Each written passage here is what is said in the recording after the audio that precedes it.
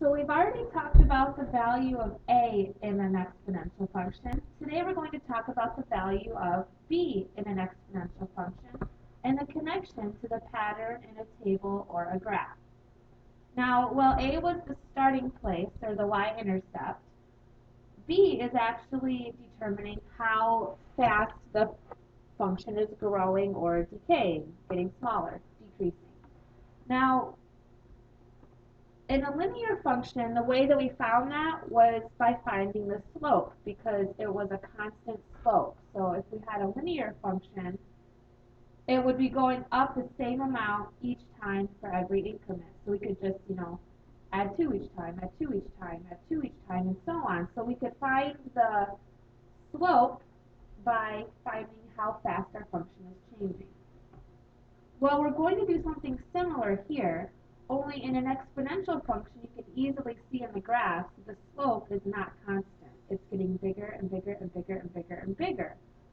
And so instead of adding the same amount each time to get to the next number, we're going to multiply by the same amount each time to get to the next number. So in this equation, or in this table, just like when we were finding the slope, we subtracted bottom minus top, bottom minus top, bottom minus top. In an exponential function, now we're going to divide to see what that multiplication factor is. So here, 4 divided by 2 is 2. There's our little division symbol. 2 divided by 1 is also 2. 1 divided by 1/2, well, 1/2 goes into 1 2 times.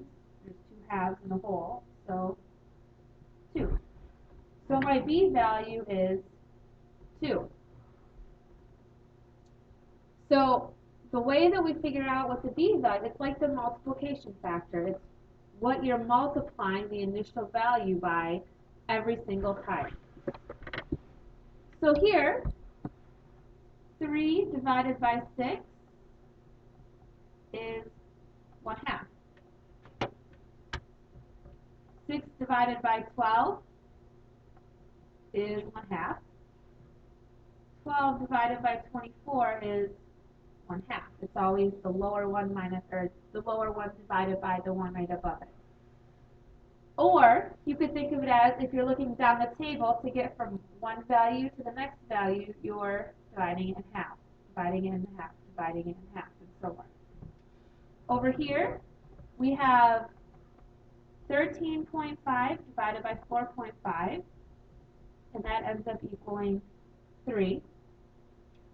4.5 divided by 1.5 also equals 3.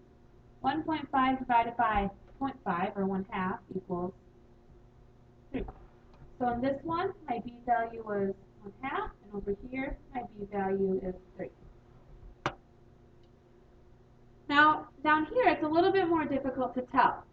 So what we're going to do is we're actually going to make a table based on the values, because once we have a table, it's much easier to divide to see what exactly is happening there. So here it's timesing by 2 to get to the next number.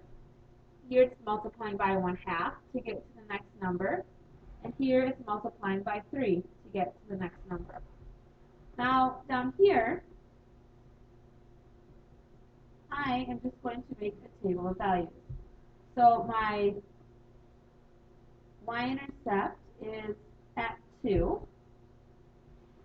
And now, when x is 1, it's kind of hard to see on this graph, but when x is 1, y is actually 5. And when x is 2, that's off the table. So this is enough information to go on, though, because all we need to figure out is what we are multiplying by. Oh, I'm sorry, hold on. That's actually 10. 1, and then it's 10 right there. So it's counting by 2s. So right between 8 and 12 is 10. So we just do the lower one divided by the one right above it. So 10 divided by 2 is 5. So we have a b value of 5. Over here, same thing, we'll just make a table. We can start with our y-intercept, which is at 1. So when x is 0, y is 1. And then our next one is at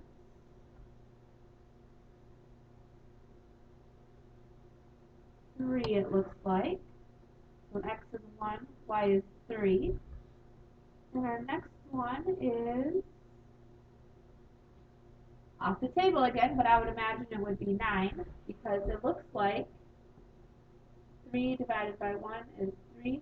So it's like you're multiplying by 3 each time. So 1 and then 3 and then 9 would be the next number. So that makes sense that it will be off the table or off the graph. So b equals 3. Over here, we're starting at 3.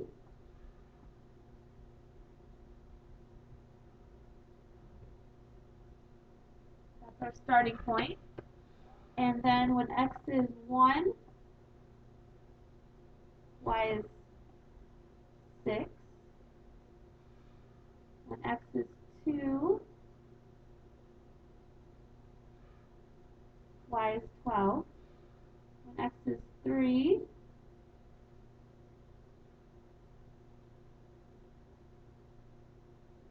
I think it actually would be right up there. Because it looks like to get from 3 to 6 and 6 to 12, 12 divided by 6 is 2. 6 divided by 3 is 2. So the b value is 2. And that means looking down at values, it's doubling. 3 times 2 is 6. 6 times 2 is 12, and so on. So the next value would be at 24 up there. Okay, so the A value is from yesterday, just the initial value, and the B value is how the table or the graph, how the function is changing. Okay, what you're multiplying by to get the next number. And that is all for the B value.